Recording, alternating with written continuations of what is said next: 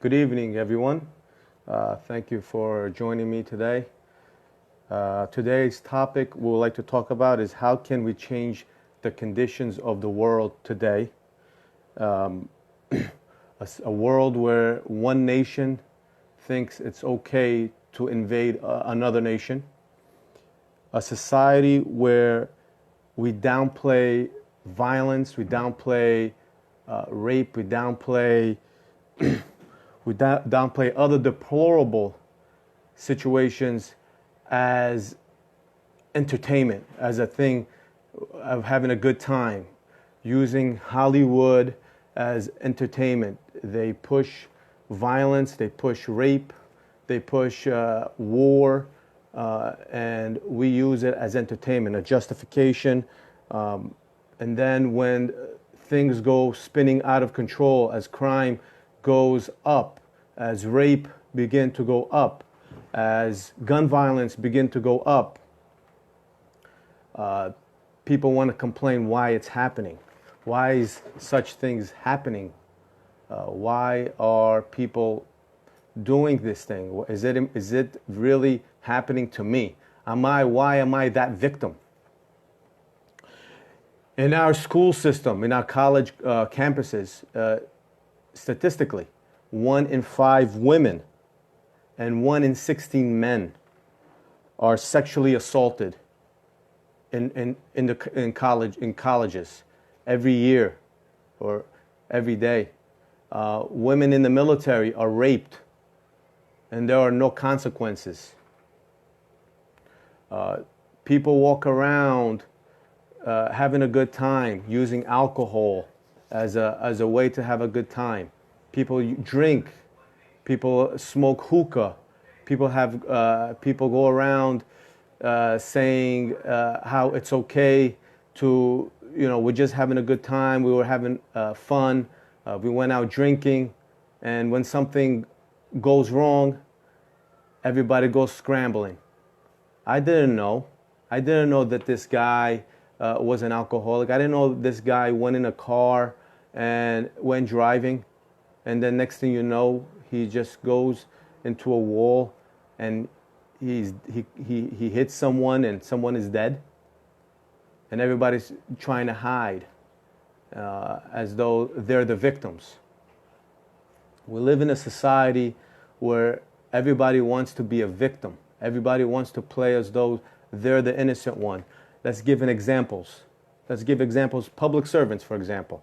Public servants. Let's say you worked in the ambulance corps as a volunteer or paid, and somebody comes to you, and somebody calls 911. The EMT comes and says, why is this guy calling 911 at 3 o'clock in the morning for a stomach pain? Well, if you chose that profession. Because you chose that profession, this is the things that you're going to be dealing with. You're a victim of yourself, of your hatred. You're a victim of why you don't like this job. You're acting like a victim. Do your job, do what you're supposed to do, and at the end of the day, everything will fall in its place. We're working in a world where people just want to be catered to. Everybody wants to feel good about one another. But when things go wrong, everybody goes scrambling. I'm just going to give a brief talk about this because I'm seeing this more and more in everyday life, where people like to cry about how they're being picked on, but then they're the bullies. They're the bullies. But when the bully gets picked on, then the bully doesn't want to hear anything. They want to be picked on. I'm being picked on. Look at me. I'm the guy that they're picked on. But you're the bully. You're the guy that was picking on all those people. Whether it's a management, a boss, or it's a coworker of yours, or it's a so-called friend of yours, or a classmate. You're bullying people. But when the bully gets bullied, they want to cry. They want to scream. They want to shout. When President Obama, I know people are going to say, oh, you want to bring President Obama into this. When President Obama was the president, a certain someone, now the President of the United States, was running around targeting Obama and saying that he wasn't born in Kenya and show me your birth certificate. Show me your birth certificate. You're not. And he was focused, laser focused on this rant. Show me. And the other group, the other part of the group was talking about how not just Obama was born in Kenya and he's a Muslim. God forbid he's a Muslim, but he's a Muslim. We must take him out. We must impeach him. Now the tables are turned, and now that Trump is the president, the tables are turned, and they're targeting Donald Trump now. They're targeting him. Do I think some of it is excessive? Yes, I think some of it is excessive. I think it's the Democratic Party, our so-called liberal, so-called Democrats, as Malcolm X said, Al-Hajj Malik al-Shabazz said, their intentions are not to make things better for anyone in this country. Nor do I think the Republican Party want to make this better for anybody. But when the table, this is an example how when the table is turned, everybody, now the Republicans are crying how the Democrats want to target their candidate, their so-called president, though I agree that President Trump is our president. He is the president of the United States and he represents us. So I don't want to hear, I don't like listening to this, he's not my president. Just like I didn't like hearing when Obama was the president and people were saying, he's not my president. The same people that said Obama is not my president are now crying that people are saying Trump is not my president. That's the perfect example of victims. You want to be the victim now. Poor you. You're the victim of this whole political sham, scam, political trickery. And now that it's happening to you, you don't appreciate it. I wouldn't appreciate it either. But you play in that game. And when you play that game, the game gets flipped on you.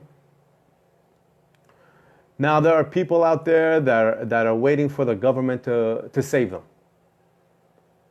They're waiting for that handout at the end of the month. They're waiting for the police to change their lives. They're waiting for the doctor to come up with this cure for their diabetes. You're a victim. You are a victim and you're acting like a slave. Because no one in this world is going to save you except yourself.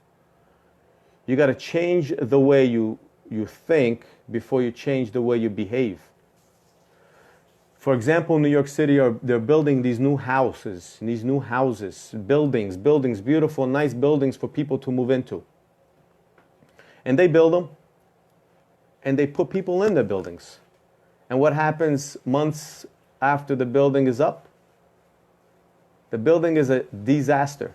Drugs are being sold, prostitution is happening inside those buildings. People are hanging out in the hallways, smoking weed.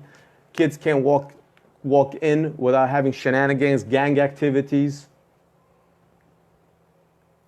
But the building is brand new. Brand new building, brand new walls, brand new lighting. But it's the same old mentality. Same old mentality, which didn't change anything in life. It's a pure disaster in that building. It's just something that the government tells you that they're going to do something for you, and you're waiting for them to help you, to change you, to do something for you. In the meantime, they're not doing anything for you. All they're doing is giving you something and giving you something and just giving you and giving you and giving you and continue making you a victim. A victim of yourselves, because they need you to stay sleeping. They need you. We have Hollywood portraying certain images of what should be right and what should be wrong. Tekashi 6ix9ine, for example, is a perfect example of and I use Hollywood as the music industry as a perfect example. This guy comes out, talks about B&H, and B&H, you figure it out, and promoting sexualization of women, promoting violence, promoting gang banging. In the meantime, he's not even a gangbanger. He's a chump. He joined the gang so he could promote his lifestyle and his music. And now the gang flipped on him and did it to him. As a result, the FBI got involved, the feds got involved. I don't know about the FBI, but the federal agency got involved. And now he is convicted and he's in prison for a short period of time, during which time during the trial, he told on all those guys, all those gangbangers, supposed gangbangers, right? He got his deal. He's going to do a couple of months or whatever he's going to do. And guess what? He just got a deal. $10 million. $10 million. $10 million once he gets out of jail to go push more lyrics about B&H, about gangbanging. What kind of message is that sending? What kind of message is that sending to the young people of this nation, of this world? Because he touches the world with social media. What kind of message is that sending to the younger generation? They want to be the next Tekashi 9. They're going to join the gangs. They're going to talk about B&H, about gang banging. And they're going to do that, by the way. They're going to do that, just like Lil Wayne. When Lil Wayne put out a song about popping pills and drinking cough medicine. What did these young lads decide to do? They went and popped pills and drank cough medicine. They drank pop pills, drank cough medicine, and they're never going to be and never going to have the money that Lil Wayne has. Lil Wayne doesn't care about you. Lil Wayne is being pushed by an industry to control your minds and continue making you a slave. And this is not just a black thing, because of a large population of the European American community listens to this garbage. And without them, I don't know, maybe the industry will not succeed. So in order to think, two things I say: you must turn off Jay-Z, Lil Wayne, and Puff Daddy, and Tekashi 9, and what's the other girl's name? Nicki Minaj and the other girl that just became popular recently. All these Cardi B. They're not your friends. The Cardi B decided she wanted to come to a Bronx school. Okay, woo. And guess what? She said she's not coming because the police department couldn't provide her the security. Man, let me tell you something. You're not coming to my kid's school, Cardi B, because you're not going to be my kid's model of how you should behave out there. You're definitely not going to be that. And I'm not going to tolerate anyone in my kid's school coming into my kid's school trying to promote hypersexualization of women, degrading of women, okay, and drug use, all these things that Cardi B, Jay-Z, Lil Wayne, Puff Daddy. I know they're gonna say, "Oh, Jay-Z, man, he's good now. He's making money." He damaged lives. Okay, and no one is gonna be a Jay-Z. There's not gonna be no other Jay-Z, no other Puff Daddy. Okay, and no other 50 Cent. Again, another guy. Yeah, I could say he got shot 50 times. I guess that's what it means. What does that mean? You have to be a gang member. Another example, you have to be a gang member, you have to promote violence, you have to push all these things. Why? To get to the top. Lil Wayne's responsible for his own actions and promotions, bad behavior. You're right, but how many Lil Waynes are there out there that never got the mainstream push or the mainstream money. Right? There are plenty of guys out there that could have been the Lil Wayne. Plenty of guys that could have been Jay-Z. Plenty of guys could have been Cardi B. Cardi B was a stripper. No disrespect to strippers, but she was a stripper. What did she have? She went on social media, and she got a little movement going, and they brought her in. How many girls are out there like that? How many girls are out there with hundreds of thousands of followers just shaking their booty on Instagram? Check them out. They're out there. How come those girls didn't get the opportunity that Cardi B got? Maybe because maybe you can call me a conspiracy theorist, but you need Cardi B's out there to control the mindset of society. Because young people and people in general need something to follow. Just take a look at what happened to Martin Luther King, assassinated. Malcolm X, assassinated. Marcus Garvey died broke. Look up Marcus Garvey. Came to America, immigrated to America from Jamaica. And he himself tried to build a strong African mentality here in America. So you don't depend on the government. You don't wait for anything. And what did the FBI, the federal government, they went after him. They said he was dangerous. He was a threat to the institution. Look him up, Marcus Garvey. Please, if you've never heard of Marcus Garvey, look him up. It's always nice to learn something new. Learn about a little bit of history to understand what's happening today. This is not a coincidence. This is not just a coincidence. Young people are doing drugs, popping pills, prescription pills. And they don't have access to those pills anymore like they used to. So now they're reverting to heroin from the streets. And they're dropping like flies. It's nothing new. It's not a new epidemic. But in white America, it is a new epidemic. Because Black America and the Spanish-speaking nations in this country, they've had that epidemic long before anybody thought it was popular to make it a medical condition. They were throwing these people in jail, in prison for a long time.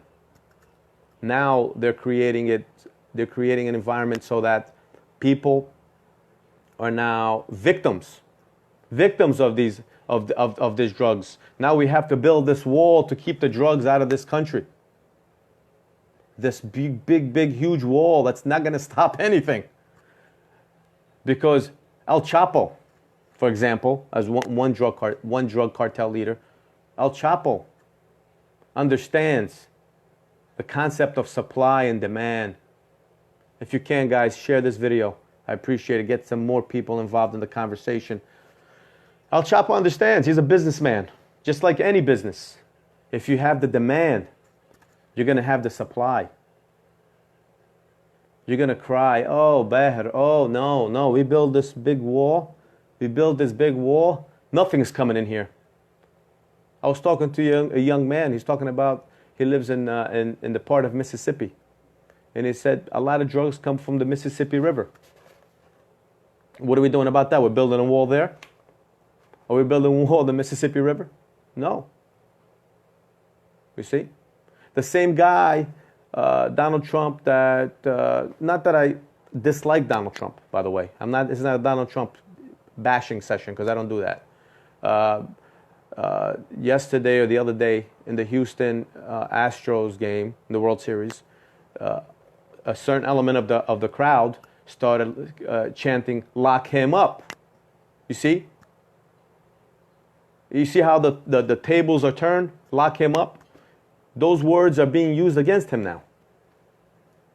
Those words that he screamed out at Hillary Clinton, perhaps she should have been locked up. I don't know the facts. I don't know the details. Perhaps she should have been locked up.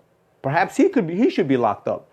But now he feels uncomfortable, and those around him that were chanting "lock her up" are not upset that he's just chanting "lock him up."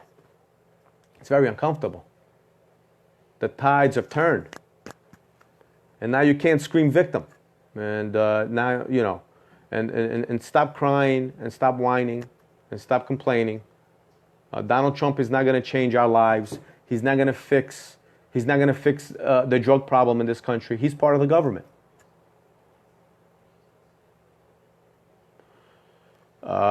He's part of the government. The government is here to make money. Part of the money are people doing drugs. And if you think you're going to smoke a little weed, a drop, and it's okay. You're going to smoke cigarettes at a young age, and it's okay. You're going to smoke e-cigs, another major, major, major disaster in this society. Electronic cigarettes. And you think that's going to be okay? Young people are dying from e-cigs. 10 years old, they're smoking e-cigs, destroying their lives, destroying their lungs, destroying their something called popcorn lungs. And when that happens, who's supposed to pay for the medical bill? When you smoke cigarettes, when you smoke cigarettes, and you get cancer of the lungs, of your throat or of your gums, who's supposed to pawn up the bills? Am I gonna be? Should I pay the bills? The taxpayers are gonna pay the bills.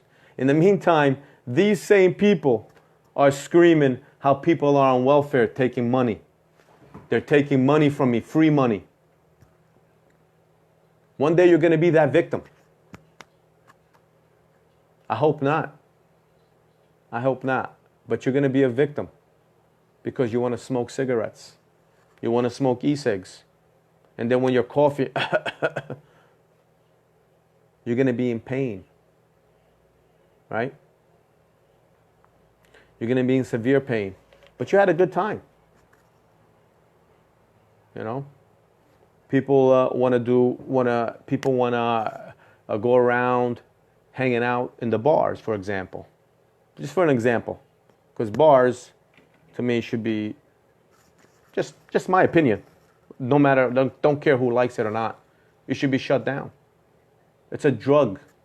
It's the most dangerous drug in this country, in this world, is alcohol.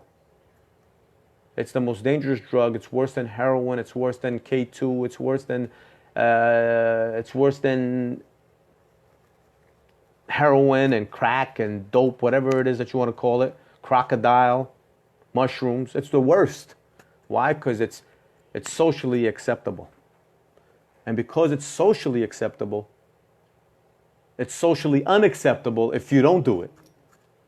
You can be alienated. Believe me, I know. I don't drink. And I can tell you from experience that there's backlash if you don't join the crew. But you have to be strong and you have to stick to what you know and you have to stick to your guns. And some people can't do that because they want to fit in. They want to fit into society. So let me go back a little bit here. We're talking about societies and victims and how society creates victims. And we need victims. And we spend so much time complaining about what other people are doing to us. In the meantime, we don't focus on ourselves. We don't focus on building ourselves from the bottom up. Looking at how things happened to us in the past, historically, how things happened to us growing up with our parents, how our parents treated us or didn't treat us, and how we're behaving today, and how it impacts us. It impacts us as a daughter. Let's say you're a girl, you're a woman now. How your father maybe didn't have that relationship with you, and how today your reactions are because of that. Or you're a son, or you're a man now, and you didn't have that relationship with your mother. Or you didn't have that relationship with your father, and you don't know how it is to react. And you behave a certain way, you react a certain way because of how you were treated as a young man or a young woman. And now you're a man and a woman, perhaps a father or a mother, husband and wife. and how all this has an impact in you. Right?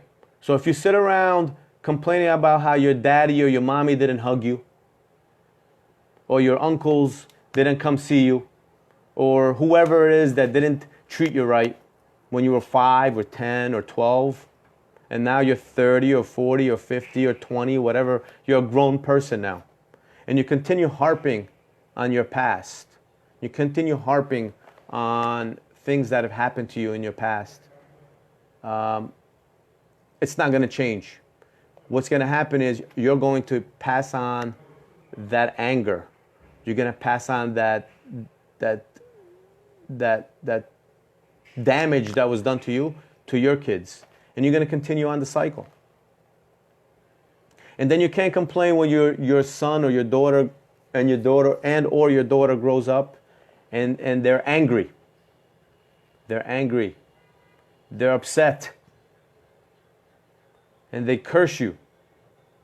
Though it's not correct, that it's not a right thing to do. You can't be upset at them. Because you bred that upon them. You pushed that, you taught that to them. If you smoke around your kids, hookah, e-cigs, cigarettes, marijuana, crack cocaine, whatever it is you want to smoke. If you drink alcohol in front of your kids, any of those drugs, and when they grow up, when they're 12 or 11 or 14 or 15 or 9, and they start smoking cigarettes, and you're upset at them. No, you should look in the mirror and be upset at yourself. You should be disappointed in yourself. Disappointed in yourself for what you taught your kid that it's okay to do. Because your kids are followers. Your kids are looking at you as the heroes, as their hero. Right? They're looking at you as their hero. And what do people do when they look at their heroes? What do they say? They want to be like their heroes. If you're a father and you smoke, your son is looking at you and saying, hey, you're my hero. You're my hero. What is my hero doing? Is my hero smoking cigarettes? Does my hero, when he talks, say inappropriate words? Because that's what I'm going to be. I'm going to speak in that way. I'm going to stand in the way he stands because he's my hero. He's my champion in life. And I want to be just like him. You know, does my father pray? Does my father ask God for forgiveness and for help? That's the way, that's the kind of father, that's the person that you're breeding. But if you're going around cursing, screaming, yelling, and don't know how to control your emotions, when your kid grows up, expect him or her to be that way. If your daughter grows up around a father that's emotionally unavailable, expect her to be that way. Expect your son to be that way. Don't be shocked. Don't walk around like you're a victim of life and no one in this world cares about you. Look at me, help me out. No, you created a problem. Now you have a responsibility to fix it. It's never too late to fix. It's just a matter of, are you willing to invest that energy to do it? Might as well start from the beginning. Start when they're born. Play with your children. You know what I'm saying? Don't expose them and show them that it's okay to smoke cigarettes, to do drugs, alcohol included. Right? To treat women correct. When you speak, right, you don't have to say the N-word. You don't have to. Because you're a grown person now. Right? You don't have to say the B word when talking about a woman. Well, women in general. Or the H word when it comes to women. Promote marriage. between a man and a woman. Right? Promote family. At the end of the day, that's what's going to happen. Nothing is perfect, and no one is perfect. And I don't expect perfection from anyone, because me, myself, I'm not perfect. If I was perfect, I'll be God. And I'm not God. And I'm not no prophet. Okay, so I'm gonna end this first by thanking everyone who took a little bit of their time and energy to tune in today. I'm gonna try to do more social media, Facebook Live videos. This is my personal page, Beher Mustafa, BAHIR MUSTAFA, but I also have another public figure page. Check me out there at Open to the Press. Open to the Press, okay? It's a public figure page. I'm also on Instagram at Open to the Press. I'm also on Facebook, Instagram at Open to the Press, yes. And YouTube, check me out on YouTube, Open to the Press as well. Send me a message, private message me if you want to hear about a topic that the average, the mainstream is not talking about. You know, they're not going to talk about they're not going to talk about these issues. They're not. They're going to talk about how you're a Democrat and he's a Republican and you should hate each other, right? And that's all they're going to talk about, how they should hate each other. In the meantime, the Republican and the Democrat can't pay their mortgage. You can't pay your mortgage, you can't pay your rent, you can't pay your electric bill, but you're a Republican screaming at the Democrat, and you're a Democrat screaming at the Republican. Does it change anything? They're not going to change your life. They're not here for us. We have to be here for ourselves. Again, thank you so much. Thank you guys for checking me out. God bless you. Stay strong. Change the mind, and then the body will follow. Teach that to your kids. Teach that to yourself first. If you have an issue, if you have some problems, reach out to a therapist. There's nothing wrong with that. Go to counseling. Work deep about yourself. Work in yourself. Work deep. Get in there. Get into your soul. Get into your past. That's the only way you're going to be able to change your condition. All the tears are not going to change anything in life. All the whining and crying and pointing fingers are going to change nothing. Before you change the body, change the mind. Thank you so much, everyone. God bless all of you. God bless America. God bless Palestine. God bless Brazil, Dominican Republic, South America, Spanish-speaking nations, all of Africa, all of the world, all of the continents. Good night. Until next time.